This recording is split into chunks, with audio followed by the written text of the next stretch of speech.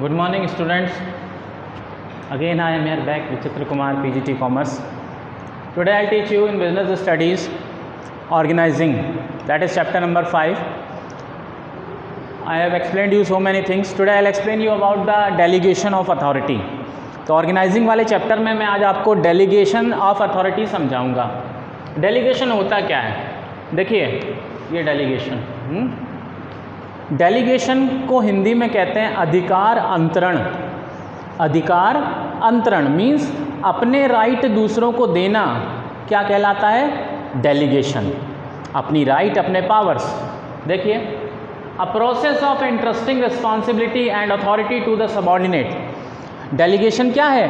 एक प्रोसेस है जिसमें हम रिस्पॉन्सिबिलिटी और अथॉरिटी किसको देते हैं? सबऑर्डिनेट को। सबऑर्डिनेट मतलब हमारे अंडर में जो लोग काम कर रहे हैं हम उनको क्या कहते हैं? सबऑर्डिनेट कहते हैं। So a process of entrusting responsibility and authority to the subordinate and creating accountability, और साथ में उनको जवाबदारी भी देना।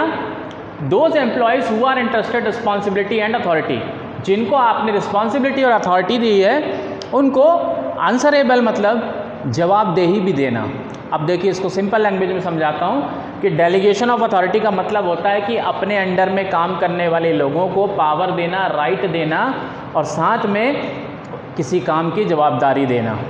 ये कहलाता है डेलीगेशन। होता क्या है कि एक मैनेजर जो बड़ी पोस्ट पे काम कर रहे होते हैं, बड़े अधिकारी लोग होते हैं, तो वो लोग हर काम खुद नहीं कर सकते क्योंकि उनके पास में बहुत काम होता है। तो वो क्या करते हैं? वो अपने अंडर में जो लोग काम करते हैं उनसे कहते हैं कि ये काम तुम देखो, तुम संभालो। तो उसे अपना काम करने के लिए कुछ पावर चाहिए, कुछ राइट चाहिए। तो उसके लिए क्या किया जाता है? डेलीगेशन किया जाता है। डेलीगेशन का सीधा सा मीनिंग है कि आपने पर्सन को परमिशन दी है कि आप अपने हिसाब से जो आपका काम है उसके डिसीजन ले सकते हो। इसे बोलेंगे डेलीगेशन। डेलीगेशन किस चीज़ का होता है? अथॉरिटी एंड राइट का। कोई राइट मेरे पास है, कोई अधिकार मेरे पास है। अब मैं किसी पर्सन से कोई काम करवाना चाहता हूं तो उससे रिलेटेड जो अधिकार हैं जो कि पहले से ही मेरे पास हैं, तो मुझे उसको देना होगा कि तुम अपना ये डिसीजन खुद ले सकते हो और कुछ गड़बड़ हुई तो आप मुझे जवाब दोगे। ठीक है, ये कहलाता है डेलीगेशन, है ना। देखिए क्या होता है कि जब आपको मैंने एक प्रिंसिपल बताया था, principle of authority and responsibility. वो प्रिंसिपल कहता है जिसको हम जिस काम की रिस्पॉन्सिबिलिटी देते हैं उसकी अथॉरिटी भी उसको देनी पड़ती है। तो ये अथॉरिटी देना क्या होता है? ये डेलीगेशन होता है। यानी आप किसी से कोई काम करवाना चाहते हैं तो उस काम से रिलेटेड जो भी राइट उसे चाहिए अपने काम को सही ढंग से करने के लिए, हम वो उसे देते हैं, डेलीगेशन। जैसे सपोज आपने एक सुपरवाइज़र से कहा कि आप 10 लेबर ले लो और ये काम मुझे 2 दिन में कंप्लीट करके दो, तो उस सुपरवाइज़र को आपको ये अथॉरिटी भी देनी पड़ेगी कि अगर कोई लेबर आपकी नहीं सुन रहा है, आपका ठीक से काम नहीं कर रहा है, तो आप उसको निकाल दीजिए, दूसरा लेबर ले आइए। अगर आप ये राइट उसे नहीं देंगे तो वो अपना काम ठीक से नहीं करवा पाएगा। कोई नहीं सुन रहा है, उसकी बात नहीं मान रहा है, तो वो क्या कर सकता है? कुछ नहीं कर सकता है, बस अपने बॉस से कंप्लेंट करेगा और क्या करेगा? इससे ज़्यादा कुछ नहीं कर पाएगा। तो लेबर ठीक से काम नहीं करेगी। पर अगर लेबर को ये पता होगा कि ये हमको अब भी निकाल देगा, दूसरा लेबर ले आएगा, तो जिसे फिर जॉब करनी होगी, जिसे काम करना होगा, वो क्या करेगा? वो उसकी बात मानेगा और ठीक ढंग से काम करेगा। तो ये कब पॉसिबल होगा? जब सुपरवाइज़र के पास में उस लेबर को निकालने की अथॉरिटी होगी। और ये अथॉरिटी उसको देगा कौन? जो उसके ऊपर बॉस है, जिसने उससे कहा है कि ये काम करवाइए। वो उसके पास में पावर है ये, तो वो अपनी पावर इस काम से रिलेटेड, इस लेबर से रिलेटेड उसको देगा, जिसे हम कहते हैं डेलीगेशन ऑफ अथॉरिटी। समझ में आया? डेलीगेशन का मतलब है अपने पावर, अपने राइट को अपने अंडर में काम करने वाले सबऑर्डिनेट्स को देना ताकि वो ठीक से काम को कर सकें। इस डेलीगेशन की इंपॉर्टेंस क्या है, क्यों पढ़ाई जा रही है आपको? सबसे पहला इफेक्टिव मैनेजमेंट, यानी मैनेजमेंट का काम बड़े इफेक्टिव यानी बड़े अच्छे ढंग से होने लगता है जब आप अपने राइट किसी को दे देते हैं, किसी को जवाबदारी दे देते हैं, वो अपना काम बढ़िया ढंग से करके देता है, तो फाइनली किसका काम होता है? आप ही का तो काम हो रहा है। तो इफेक्टिव मैनेजमेंट हो जाता है। दूसरा एम्प्लॉयज़ डेवलपमेंट। अब जब एम्प्लॉयज़ के पास में राइट आ जाते हैं, अधिकार आ जाते हैं, पावर आ जाती है, तो वो क्या करते हैं, अपनी फुल कैपेसिटी से, फुल टैलेंट से, फुल नॉलेज से उस काम को करते हैं, जिससे उनका खुद का डेवलपमेंट होता है ना। आपको बताया था मैंने ट्रेनिंग और डेवलपमेंट, तो उनका खुद का विकास होने लगता है, वो खुद ही और मेहनत करते हैं और अपनी क्वालिटी को बढ़िया बनाते हैं, क्योंकि उनके पास में पहले से ही राइट आ चुका है। अब कोई एक्सक्यूज़ नहीं है उनके पास में कि हम ये काम क्यों नहीं करवा पाए या ये काम ठीक से क्यों नहीं हुआ। उनको खुद ही अपनी कमियों को दूर करना पड़ता है, जिससे फाइनली उनके खुद के काम में सुधार आ जाता है। Third, motivation of employees. जो हमारे एम्प्लॉयज़ हैं, जो हमारे सबॉर्डिनेट हैं, हमारे अंडर में काम कर रहे हैं, जब हम उन्हें पावर देते हैं, राइट देते हैं, तो इससे क्या होता है, उनका मोरल, उनका आत्मबल, मनोबल बढ़ जाता है और वो और मेहनत और लगन से काम करते हैं। उनको मोटिवेशन मिलता है ज़्यादा मेहनत करने के लिए कि वाह, बॉस ने मुझे ये पावर दी है, ये राइट मुझे दिया है, सिर्फ काम नहीं दिया है, राइट भी दिया है। Organisational growth. जो ऑर्गेनाइजेशन होती है, जब हम डेलीगेशन का काम करते हैं, सारा काम जब बढ़िया और अच्छे से चलने लगता है, तो फाइनली किसकी ग्रोथ होती है, हमारे बिजनेस की, हमारे ऑर्गेनाइजेशन की ग्रोथ होती है। फिर बेसिस ऑफ मैनेजमेंट हिरार्की। ये देखिए शब्द हिरार्की, HIERARCHY, हिरार्की। हिरार्की का मतलब क्या होता है, सीक्वेंस ऑफ पोस्ट। किसी भी ऑफिस में क्या होता है, सबसे ऊपर एक बॉस है, फिर उसके अंडर में कुछ लोग बॉस हैं, फिर उसके अंडर में कुछ लोग बॉस हैं। तो ये जो पोस्ट का सीक्वेंस होता है, इसको क्या बोलते हैं, हिरार्की बोलते हैं। तो इस हिरार्की का बेसिस क्या है, डेलीगेशन है। जो सबसे ऊपर बॉस है, उसको अपने अंडर में काम करने वाले लोगों से जो काम करवाना है, उससे रिलेटेड वो पावर देता है लोगों को। इसी से पोस्ट डिसाइड होती है कि सबसे बड़ा बॉस कौन है, मतलब सबसे बड़ी पावर किसके पास है ना। ये हिरार्की का बेस क्या होता है, डेलीगेशन होता है। Better coordination. जब हम डेलीगेशन ऑफ अथॉरिटी करते हैं तो कोऑर्डिनेशन बहुत अच्छा हो जाता है। कोऑर्डिनेशन मैंने आपको बताया था फर्स्ट चैप्टर में, coordination is the essence of management. Coordination बहुत इंपॉर्टेंट चीज़ है। तालमेल, सूचनाओं का आदान प्रदान, इन्फॉर्मेशन को देना, इन्फॉर्मेशन को लेना, ये कोऑर्डिनेशन कहलाता है। तो सब मिलजुल के, तालमेल के साथ, एक साथ जब काम करते हैं तो हम इसको क्या कहते हैं, कोऑर्डिनेशन कहते हैं। तो कोऑर्डिनेशन भी बेहतर हो जाता है। और सेवंथ है रिड्यूसेस वर्कलोड ऑफ मैनेजर्स। जो मैनेजर होते हैं, जिनके पास बहुत ज़्यादा काम होता है, जब वो अपने छोटे छोटे काम अपने सबॉर्डिनेट्स को बांट देते हैं, तो उनके पास में टाइम मिल जाता है बड़े कामों को करने के लिए। जो इम्पोर्टेंट काम है उन पर वो कंसंट्रेट कर पाते हैं, उनका वर्कलोड मैनेजर्स का कम हो जाता है, ताकि वो दूसरे बड़े कामों के ऊपर कंसंट्रेट कर सकें। तो ये 7 पॉइंट काफ़ी होंगे इंपॉर्टेंस ऑफ डेलीगेशन बताने के लिए। देखिए मीनिंग और इम्पॉर्टेंस, फिर मैं अगला बताता हूँ।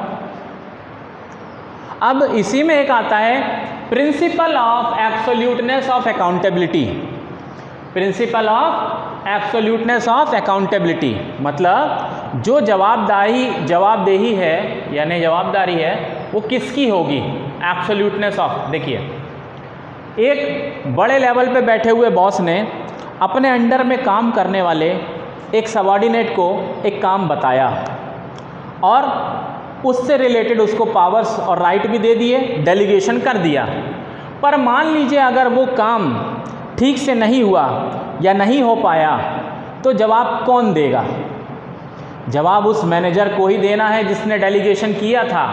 जवाबदेही दूसरे के ऊपर नहीं जा सकती है, वो सिर्फ शेयरिंग की जा सकती है, मगर टोटली दूसरे के ऊपर नहीं डाली जा सकती है। जैसे मैंने आपको बताया कि एक मैनेजर ने एक सुपरवाइज़र से कहा कि 10 लेबर ले लो, आप इस काम को करवाओ। मान लो 2 दिन बाद वो काम नहीं करवा पाया, तो मैनेजर ये नहीं कह सकता कि मैंने इससे बोला था, अब इसने नहीं किया, मैं क्या करूं। ऐसा नहीं हो सकता। जवाब वो सुपरवाइज़र देगा। जब उसको हमने अथॉरिटी रिस्पॉन्सिबिलिटी दी है, तो अकाउंटेबिलिटी भी है उसके पास में, जवाबदारी है उसके पास, जवाब वो देगा। लेकिन इसका मतलब ये नहीं है कि मेरे को कोई मतलब नहीं है, मैं कोई जवाब नहीं दूंगा, उससे ही पूछो, वही बताए, वही पूरा जितना भी नुकसान है भुगते। ऐसा नहीं है। आप सिर्फ जवाबदेही को बांट सकते हैं, शेयर कर सकते हैं, मगर दूसरों के ऊपर नहीं रख सकते हैं। वो जवाबदारी उसी अधिकारी की होगी जिसको वो काम दिया गया था। यानी जो बड़े लेवल पे बॉसेस बैठे हैं, वो अपने अंडर में काम करने वालों के ऊपर दोष नहीं लगा सकते हैं कि ये काम ठीक से नहीं हुआ या ख़राब हो गया या नुकसान हो गया, तो मेरी कोई गलती नहीं है। गलती तो उस बड़े बॉस की ही मानी जाएगी जिसने डेलीगेशन किया था। डेलीगेशन का मतलब क्या है कि एक काम है जो मुझे करना है, बहुत सारा काम है, बहुत बड़ा काम है, तो मैंने अपने अंडर में काम करने वालों को छोटा छोटा काम सौंप दिया, लेकिन फाइनली वो काम किसका था? वो मेरा था। तो अगर मेरे अंडर में काम करने वालों ने ठीक से काम नहीं किया, कोई नुकसान हुआ, नहीं हो पाया, तो जवाब कौन देगा? मैं दूंगा। वो लोग तो मुझे जवाब देंगे ही, लेकिन फाइनली जवाब किसको देना है? मुझे देना है। Principle of absoluteness of accountability. Accountability का मतलब क्या होता है? आंसरेबल, कि जवाब कौन देगा? तो फाइनली जवाब तो उसी पर्सन को देना होगा जिसने डेलीगेशन किया, यानी जो बड़ी पोस्ट पे बैठा हुआ अधिकारी है, जिसका काम था, उसी को जवाब देना होगा। समझ में आया? After creating accountability on subordinate, the superior also remain accountable. Subordinate को डेलीगेशन करने के बाद, अकाउंटेबिलिटी देने के बाद भी जो सुपीरियर हैं वो जवाबदेह होंगे। ठीक। अब ऑर्गेनाइजिंग में अगला टॉपिक है एलिमेंट या प्रोसेस ऑफ डेलीगेशन, यानी डेलीगेशन की प्रोसेस स्टेप बाय स्टेप कैसे होती है, उसके एलिमेंट क्या है? एलिमेंट का मतलब क्या होता है? तत्व। एंड तत्व मीन्स कोई चीज़ किन चीज़ों से मिलकर बनी है, वो क्या कहलाते हैं? उसके एलिमेंट कहलाते हैं। तो ऑर्गेनाइजिंग के एलिमेंट क्या हैं? तो there are 3 main elements of delegation. Delegation के 3 मेन एलिमेंट होते हैं। पहला रिस्पॉन्सिबिलिटी, दूसरा अथॉरिटी, तीसरा अकाउंटेबिलिटी। रिस्पॉन्सिबिलिटी का मतलब क्या होता है? कि अपने अंडर में काम करने वाले व्यक्ति को काम सौंपना, देना, रिस्पॉन्सिबिलिटी। अथॉरिटी क्या होता है? अथॉरिटी आपको पता है, अधिकार, यानी पावर टू टेक डिसीजन, मतलब किसी भी काम से रिलेटेड फैसले लेने का अधिकार, अथॉरिटी। और तीसरा है अकाउंटेबिलिटी। अकाउंटेबिलिटी मतलब आंसर कौन देगा? तो it can not be passed. Accountability को पास नहीं किया जा सकता। It can only be shared, इसे सिर्फ बांटा जा सकता है। जो हायर लेवल पर ऑफिसर बैठे हुए हैं वो सिर्फ अपनी अकाउंटेबिलिटी को बांट सकते हैं, यानी बता सकते हैं कि भाई इसकी भी गलती थी और मैंने भी थोड़ा ध्यान नहीं दिया, इस तरीके से बांटा जा सकता है, लेकिन टोटली पास यानी दूसरे पर नहीं डाला जा सकता। ठीक है, तो ये देख लीजिए आप तीनों के बारे में। ये रिस्पॉन्सिबिलिटी, अथॉरिटी और अकाउंटेबिलिटी तीनों एक जैसी चीज़ लगती है, ध्यान से समझिए। रिस्पॉन्सिबिलिटी में क्या है? काम देना टू एन इंडिविजुअल, किसी पर्सन को काम सौंपना। अथॉरिटी मतलब उसको डिसीजन लेने की पावर देना। और अकाउंटेबिलिटी का मतलब क्या है? जवाबदेही। तो जवाबदेही it can not be passed, ये दूसरे को आप नहीं दे सकते हैं, आप सिर्फ शेयर कर सकते हैं, उसके साथ बांट सकते हैं, लेकिन दूसरे को टोटली अकाउंटेबिलिटी नहीं दी जा सकती। ठीक है, बाकी इसके बाद में जो नेक्स्ट है उसमें है सेंट्रलाइजेशन एंड डिसेंट्रलाइजेशन। तो ये मैं आपको जब ऑनलाइन क्लासेस होंगी उसमें मैं आपको समझाऊंगा। देखिए सेंट्रलाइजेशन का मतलब क्या होता है, जो मैंने पहले भी आपको बताया था, जब राइट और पावर केवल कुछ लोग अपने पास रख लेते हैं तो हम उसको क्या कहते हैं? सेंट्रलाइजेशन। यानी अथॉरिटी और पावर को कुछ लोगों के हाथ में होना, बाकी किसी को कोई अथॉरिटी पावर नहीं दी, तो हम उसे क्या बोलेंगे? सेंट्रलाइजेशन। और डिसेंट्रलाइजेशन क्या होता है? जब अथॉरिटी एंड पावर हम सब में बांट देते हैं, उसे हम क्या कहते हैं? डिसेंट्रलाइजेशन। और मैंने पहले भी बताया, ना तो टोटली डिसेंट्रलाइजेशन अच्छा होता है, ना टोटली सेंट्रलाइजेशन अच्छा होता है, दोनों के बीच में बैलेंस होना चाहिए, है ना। देखिए, और ओके, आज की क्लास हम यहीं ख़त्म करते हैं, है ना। फिर बाकी चीज़ें ऑनलाइन क्लासेस में आपको बताकर ये चैप्टर ख़त्म हो जाएगा। फिर केस स्टडी भी समझाऊंगा मैं। ऑनलाइन क्लासेस में एब्सेंट मत हुआ कीजिए आप लोग। देखिए केस स्टडी बहुत ज़्यादा आती है सीबीएसई में, और अधिकतर केस स्टडी ऐसी होती हैं जो पहले आपने नहीं देखी हो, या तो एनसीईआरटी बुक से आती हैं मेनली केस स्टडी। तो अब जो प्राइवेट पब्लिशर्स हैं वो भी अधिकतर एनसीईआरटी की केस स्टडी अपनी बुक में इंक्लूड कर लेते हैं, या फिर कोई भी मन से आती है। तो आपको सीखना पड़ेगा केस स्टडी कैसे सॉल्व करते हैं, और वो आप कैसे सीखेंगे? जब ऑनलाइन क्लासेस में, गूगल मीट की क्लासेस में आप प्रेजेंट होंगे। ठीक है, नोट्स अपने तैयार करिए। Thank you.